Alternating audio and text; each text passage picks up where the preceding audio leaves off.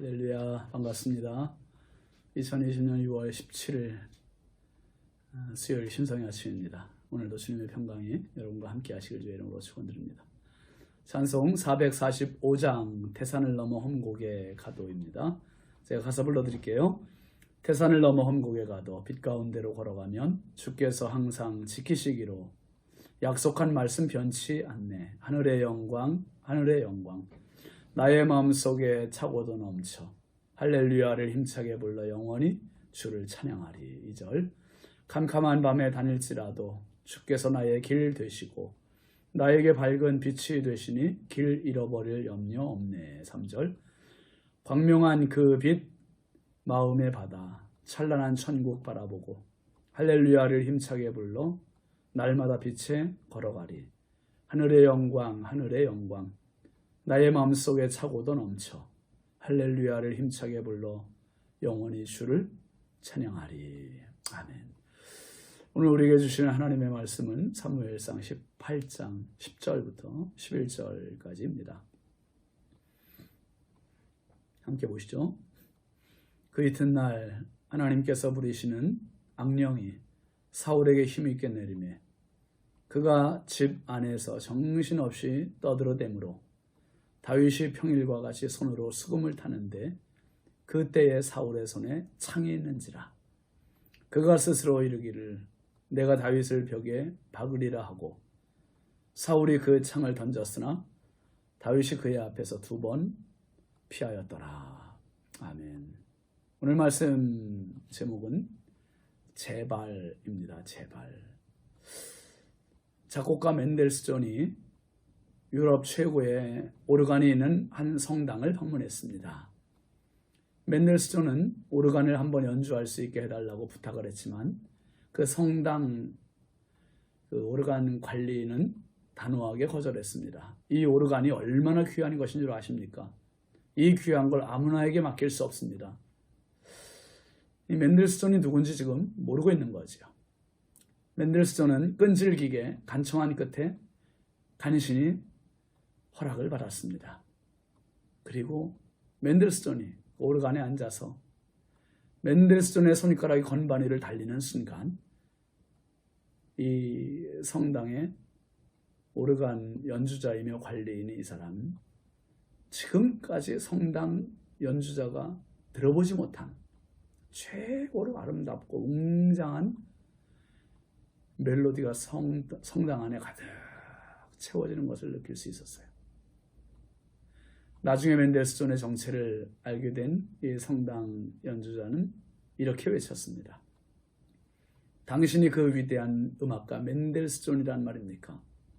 위대한 음악가에게 오르간을 맡길 수 없다고 했다니 제가 정말 어리석었군요. 사람을 알아보지 못함을 깨우치는 그러한 이야기입니다. 사울 왕은 하나님께서 자신을 버리시고 다윗에게 나라를 주셨다는 것에는 둔감했습니다. 반면 여인들의 노랫가락에는 민감했습니다. 사울이 죽인 자는 천천히요 다윗은 만만이로다. 이 노랫가락에 완전히 속이 뒤집혔습니다. 사울에게는 사람을 알아보는 눈이 없었습니다. 아니, 그 눈이 있었지요. 그런데 인정하고 싶지 않았던 겁니다. 요나단은 또 반면에 어땠습니까? 다윗을 알아보았어요. 자기의 겉옷, 군복, 활, 또 칼, 또 띠 이런 것을 다윗에게 다 내줬습니다. 그만큼 다윗을 사랑하고 다윗을 인정했습니다. 반면에 사울 왕은 자기 자리를 빼앗기지 않으려고 안간힘을 씁니다. 그중 하나 가장 많은 마음이 질투였습니다. 시기, 질투. 그렇다 보니 모든 손실은 결국 자기 몫이 되어버리고 말았습니다. 오늘 10절 한번 다시 보시죠. 그 이튿날 하나님께서 부리시는 악령이 사울에게 힘있게 내리매 그가 집 안에서 정신없이 떠들어대므로 다윗이 평일과 같이 손으로 수금을 타는데 그때 사울의 손에 창이 있는지라 그랬습니다. 사울이 다윗을 주목하며 시기질투로 자신을 채운 다음 날, 그 다음 날입니다. 악령이 다시 사울을 괴롭히기 시작했고 정신없이 떠들어대는 미친 모습을 보이게 됩니다. 평정심을 완전히 잃었습니다. 이미 사무엘상 16장에서 하나님의 영이 사울에게서 떠나시면서 악령이 그를 괴롭게 하고 번뇌했었지만 다윗의 수금 타는 소리를 들으며 사울의 병이 고침을 받았었습니다. 그런데 지금 다시 그 병이 도진 겁니다. 병이 도졌어요.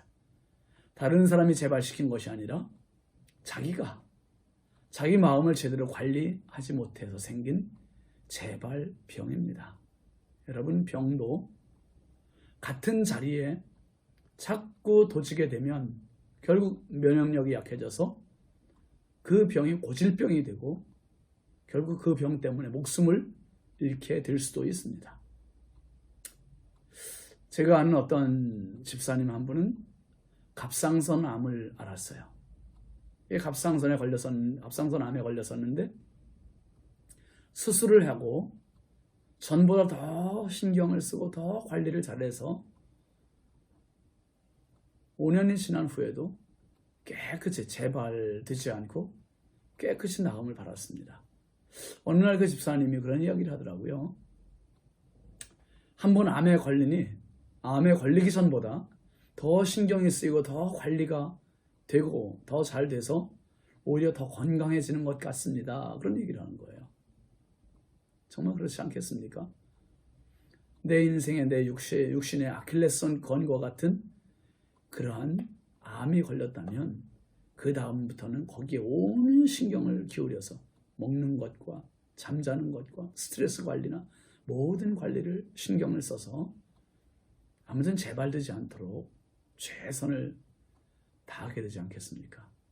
그런데 저희 고향의 한 어떤 분은 위암에 걸렸었어요. 위암에 걸렸는데 수술 다 잘 마쳤죠. 집에서 요양하면서. 근데 언젠가부터 이분이 의욕이 생긴 거예요. 뭐 일도 할 수 있을 것 같으니까 트랙터를 끌고 나가서 운전도 하고 일을 하고, 농촌이 뭐 벌어져 있는 게 일 아닙니까? 그러니까 눈에 보이는 게 다 일이고 눈에 밟히니까 그냥 조금씩 한다고는 했지만 몸이 붙인 거예요. 그래서 병원 가서 다시 진찰을 해보니 암이 재발했습니다. 재발했어요. 그리고 불과 얼마 못 살고 세상을 떠났습니다. 병은 잘 다스려야 재발하지 않습니다. 나았다고 생각하고 관리가 아니라 방치하게 되면 또 재발하게 되는 겁니다. 마음의 병도 마찬가지죠. 악한 죄는 관리해야 할 부분입니다. 우리는 항상 죄의 속성이 있어서 관리하지 않으면 나도 모르게 죄의 종로로 탑니다. 그러나 날마다 자신을 저복종시키며 마음 관리를 하고 다스리면 고질적인 죄의 습관에서 벗어날 수 있습니다. 그러면 성령께서 도우시는 겁니다. 이스라엘 백성들이 어땠습니까? 출애굽하고 40년 걷는 광야 생활 동안 감사는 일절 없고 불평의 길이었고 원망의 길이었습니다. 아마 그 상황에 놓이면 누구라도 불평하고 원망할 수 있겠지요. 그런 백성을 기대하고 광야로 이끌어내신 하나님은 아니세요. 하나님은 이스라엘 백성들에게 그럼에도 불구하고 감사할 수 있는 백성을 만들고 싶으셨던 것이고 기대하셨던 겁니다. 그들은 근데 감사는 없고 불평, 원망, 일반인들과 똑같은 모습으로 그렇게 살았어요. 결국 불평의 병, 원망의 병이 계속적으로 재발하게 되고 재발을 거듭하고 그게 결국 가나안으로 들어가는 데 있어서 그들의 발목을 잡는 고질병이 되고 만 것입니다. 그리스도인이 된 것은 새로운 삶으로의 이사입니다. 믿기 전에 악한 구습이 재발되지 않도록 날마다 은혜로 나를 관리해야 돼요. 생각 관리해야 되고 언어 관리해야 되고 행동 관리해야 되고 습관 관리해야 되고요. 그래서 정말 선하게 가야 되고 은혜로 가야 되고요.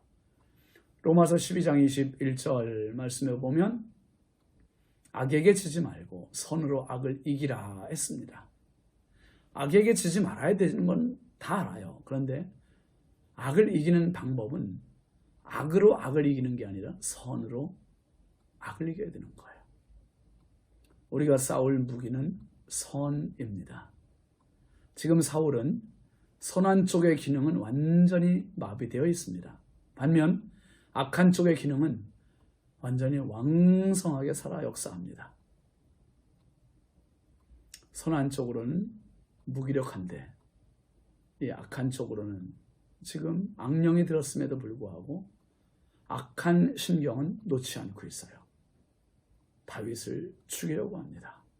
11절 말씀에 보면 그가 스스로 이르기를 내가 다윗을 벽에 박으리라 하고 사울이 그 창을 던졌으나 다윗이 그의 앞에서 2번 피하였더라 했습니다.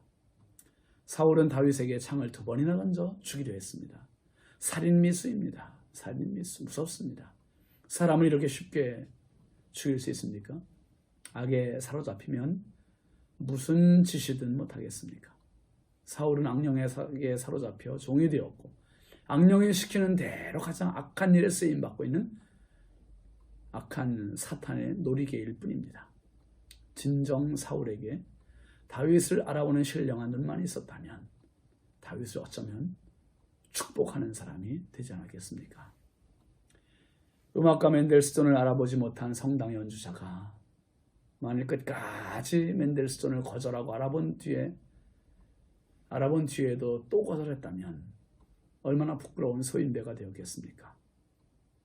그러나 그는 사람을 알아보았습니다. 사랑하시는 성도 여러분, 내가 만나는 모든 사람들을 축복하기로 작정하십시오. 행여나 그 사람이 나를 힘들게 하는 사람이라 할지라도 축복하세요. 그러면 그 축복이 내 것이 됩니다. 아니, 그 축복이 내게 오지 않는다 할지라도 그렇게 살면 내가 행복자가 됩니다. 질투가, 시기가 재발되었던 사울은 초발 때는 다윗의 수금소리에 마음의 치유가 됐는데 지금 재발 때는 수금 타는 소리를 들어도 밉고 죽이고 싶고 창을 던지게 되고 재발은 무섭습니다. 재발을 막아야 행복할 수 있어요.